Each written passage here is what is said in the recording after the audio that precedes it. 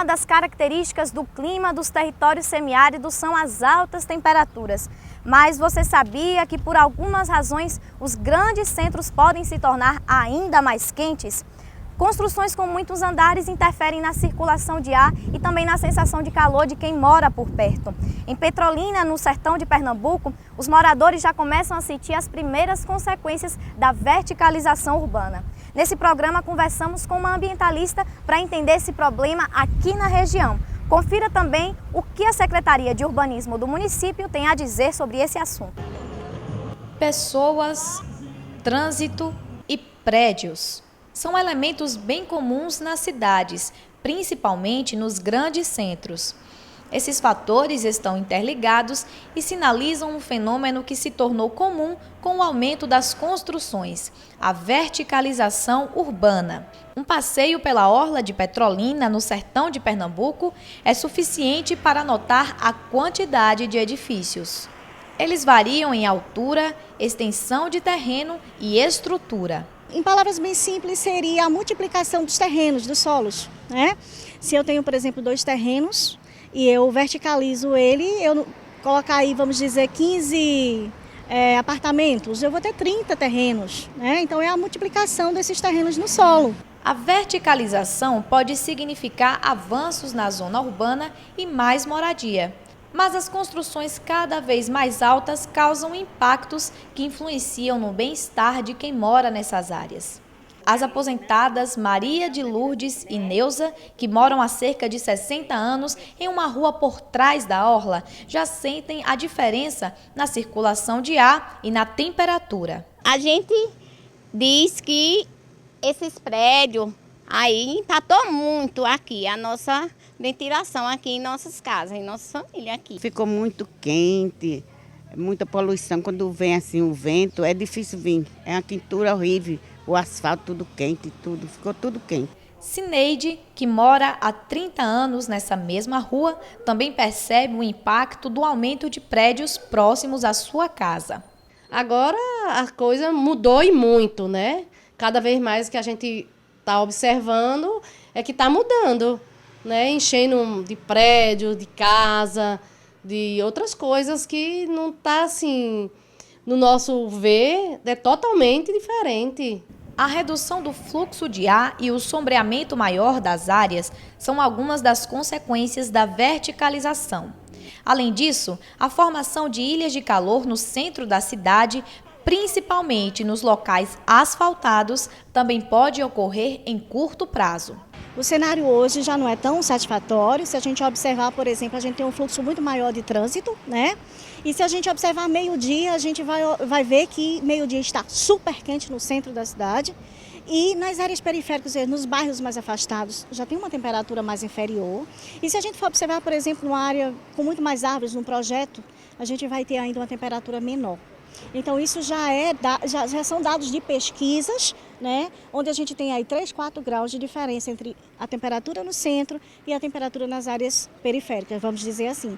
As construções nas áreas urbanas, expansão e utilização de terrenos são regulamentadas pelo Estatuto da Cidade. Essa lei federal também inclui a obrigatoriedade da criação de um plano diretor em cada município. Em Petrolina, o plano institui alguns coeficientes de afastamento lateral, frontal e de fundo para as edificações. Por exemplo, uma construção com até 4 pavimentos deve recuar 5 metros em relação à orla.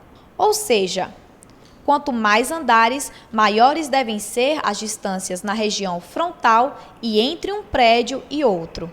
O plano diretor do município não institui um limite máximo para a altura de edifícios, mas, de acordo com a secretária de Urbanismo de Petrolina, esses coeficientes deveriam garantir a circulação de ar para as regiões mais afastadas do rio.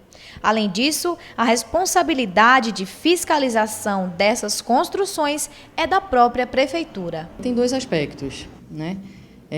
Principalmente nessa área de orla. Um diz respeito ao adensamento construtivo. Então, é muito importante que, mesmo que se verticalize em certa proporção, que a gente tenha afastamentos entre prédios razoável. um afastamento razoável. E a outra questão é do escalonamento dos prédios. Então, que a gente também tenha prédios que vão dos mais baixos aos mais altos paulatinamente, né?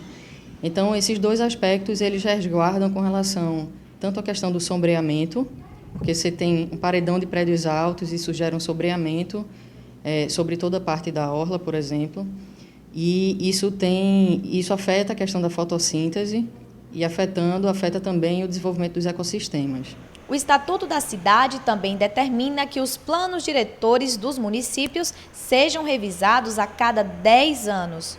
O de Petrolina, que foi elaborado em 2006, deve passar por uma reformulação ainda em 2017, segundo a secretária de Urbanismo. Essa mesma legislação federal, ela também diz que esse plano ele precisa ser revisado a cada 10 anos, e em alguns casos até a cada 5 anos, né?